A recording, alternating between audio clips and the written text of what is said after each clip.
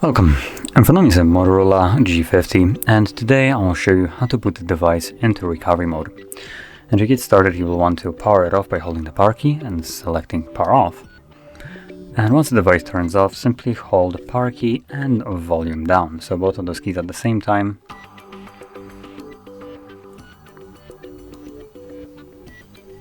This will boot you into boot mode. So in here, using volume keys, up and down, you can scroll through the options which will appear right here. They do cycle through, so you can go all the way and then keep going, and it will start again from the first one.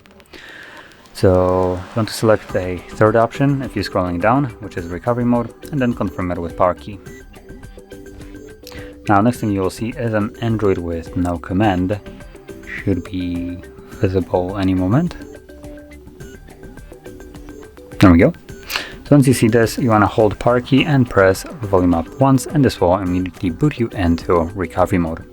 And just as before, you can use volume keys to navigate up and down in here, and power key again will be used to confirm whatever is selected. With that in mind, we have a couple options in here that we can use. So we have reboot to bootloader, which will take us back one step. We have fast boot mode, apply updates from ADB or SD card, wipe data, mount system, view logs, run tests, and power off the device.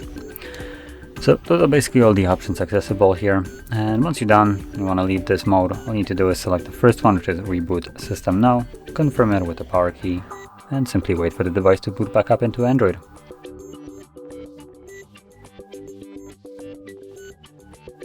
And as you can see, we are now back in Android. So if you found this very helpful, don't forget to hit like, subscribe, and thanks for watching.